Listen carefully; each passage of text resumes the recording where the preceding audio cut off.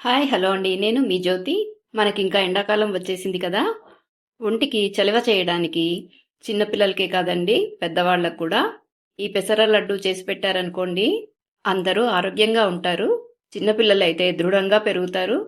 మరి ఈ high protein లడ్డూని ఎలా చేసుకోవాలో స్టెప్ బై స్టెప్ ఈ వీడియోలో చూపిస్తున్నాను. మరి ఇంకా ఆలస్యం చేయకుండా వీడియో చూసేద్దాం రండి. ముందుగా ఒక బౌల్లోకి నేను 2 కప్పులు పెసరపప్పును తీసుకుంటున్నాను. పెసరపప్పుకి డస్ట్ ఉంటుంది కదండి, అందుకనే ఈ పెసరపప్పుని నార్మల్ వాటర్తో 1-2 సార్లు బాగా కడగాలి. ఎక్కువసేపు కడగకండి, బాగా నానిపోతాయి. చూశారు కదా ఎంత డస్ట్ వచ్చిందో. ఇలా నానిన పెసరపప్పుని ఒక క్లాత్ పైన వేసుకొని ఫ్యాన్ కింద కానీ ఎండకి కానీ పెట్టి 1 గంట సేపు ఆరనివ్వాలి. మరీ ఎక్కువగా ఎండిపోనవసరం లేదండి. నేనైతే ఫ్యాన్ కింద ఆరపెట్టాను.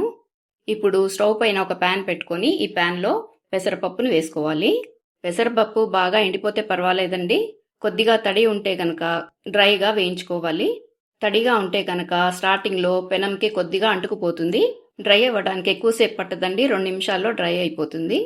పప్పు కొద్దిగా డ్రై అయిపోయిన తర్వాత దీంట్లోకి 1 టేబుల్ స్పూన్ నెయ్యి వేసుకొని బాగా వేయించుకోవాలి. ఫ్లేమ్ని మీడియంలో పెట్టి దోరగా వేయించాలండి. ఇవి వేగడానికి 10-12 నిమిషాలు పడుతుంది. ఇవి కొద్దిగా కలర్ చేంజ్ అయ్యి మంచి సువాసన వస్తుందంటే బాగా వేగిపోయినట్టే. ఇప్పుడు స్టవ్ స్విచ్ ఆఫ్ చేసుకొని ఈ పెసరపప్పుని మధ్య మధ్యలో కలుపుతూ కడాయిలోనే చల్లారనివ్వాలి. ఇలా చల్లారిన పెసరపప్పుని ఒక మిక్సీ జార్లోకి ట్రాన్స్ఫర్ చేసుకుంటున్నాను. పప్పు బాగా చల్లారిన తర్వాతే గ్రైండ్ చేయాలండి. ఎందుకంటే పప్పు వేడిగా ఉన్నప్పుడు గ్రైండ్ చేస్తే పౌడర్ మెత్తగా రాదు. చూశారు కదా, పప్పుని ఇలా మెత్తటి పౌడర్ లాగా గ్రైండ్ చేసుకోవాలి. పప్పుని ఎంత మెత్తగా గ్రైండ్ చేసుకుంటే లడ్డూలు అంత మృదువుగా వస్తాయి. ఇలా గ్రైండ్ చేసుకున్న పప్పుని జల్లెడ పట్టుకుంటున్నాను నేను. ఇలా జల్లెడ పట్టిన తర్వాత లాస్ట్లో కొద్దిగా రవ్వలాగా మిగిలిపోతుంది కదా, దాన్ని కూడా మళ్ళీ మిక్సీ జార్లో వేసి జల్లెడ పట్టుకోవచ్చండి. చూశారు కదా, మొత్తం పప్పుని ఇలా గ్రైండ్ చేసుకొని మెత్తటి పౌడర్ లాగా జల్లెడ పెట్టుకున్నాను. ఇప్పుడు అదే ప్యాన్లోకి 1 టేబుల్ స్పూన్ గుమ్మడికాయ గింజలు, 1 టేబుల్ స్పూన్ జీడిపప్పును వేసుకొని దోరగా వేయించుకోవాలి. మీరు ఇవే వేసుకోవాలని ఏం లేదండి, మీ ఇష్టం వచ్చిన డ్రై ఫ్రూట్స్ ఏవన్నా వేసుకోవచ్చు. ఇవన్నీ బాగా దోరగా వేగిన తర్వాత ఒక ప్లేట్లో తీసి పెట్టుకోవాలి. ఇప్పుడు అదే ప్యాన్లోకి 2 టేబుల్ స్పూన్స్ నెయ్యి వేసుకుంటున్నాను. నెయ్యి బాగా కరిగిన తర్వాత జల్లించి ఉంచుకున్న పెసరపప్పు పొడిని మీడియం ఫ్లేమ్లో 2-3 నిమిషాల వరకు వేయించాలి. ఇలా చేయటం వల్ల ఈ పిండిలో ఏమన్నా పచ్చిదనం ఉంటే కూడా పోతుంది. ఈ పెసరపిండి వేగినప్పుడు కొద్దిగా రంగు మారి మంచి సువాసన వస్తుంది. ఇలా వేపటం వల్ల లడ్డూలు కూడా మంచి రుచిగా వస్తాయండి. ఇప్పుడు ఇలా వేయించుకున్న పిండిని పక్కకి పెట్టేద్దాము. నేను ఈ లడ్డూలు షుగర్తో చేయట్లేదండి, బెల్లంతో చేస్తున్నాను. 2 కప్పుల పెసరపప్పుకి నేను ఇక్కడ 1 కప్పు పైన 2 టేబుల్ స్పూన్లు బెల్లం తీసుకుంటున్నాను. బెల్లాన్ని ప్యాన్లో వేసి బెల్లాన్ని కరిగించడానికి 1/2 కప్ వాటర్ వేసుకున్నాను. మనకి దీంట్లో ఎటువంటి పాకం రానవసరం లేదండి. బెల్లము బాగా కరిగిపోతే సరిపోతుంది. ఈ హై ప్రోటీన్ లడ్డు షుగర్తో కంటే బెల్లంతో చేస్తే చాలా ఆరోగ్యం కదండి. పెసరపిండిలోకి 10 యాలకుల్ని దంచి వేసుకున్నాను.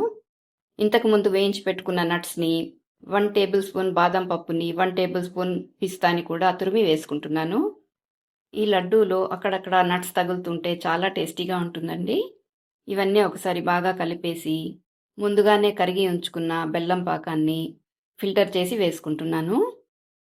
మీరు షుగర్తో చేసుకునేట్టయితే పాకం చేయనవసరం లేదండి, పౌడర్ చేసి కలుపుకోవచ్చు.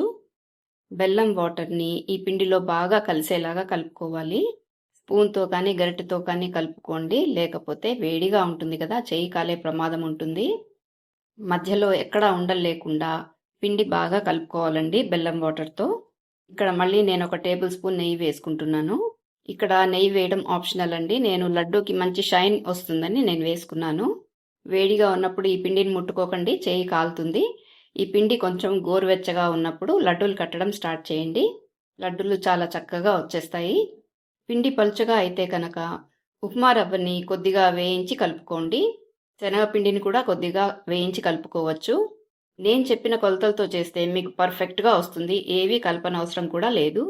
నేను చెప్పిన స్టెప్స్ అన్నీ ఫాలో అవుతూ నేను ఇచ్చిన టిప్స్ పాటించారంటే మీరు ఖచ్చితంగా పర్ఫెక్ట్ పెసరపప్పు లడ్డూలు చేసుకోగలుగుతారండి. చూశారు కదా ఎంత బాగా వచ్చాయో. టేస్ట్ కూడా చాలా బాగుందండి.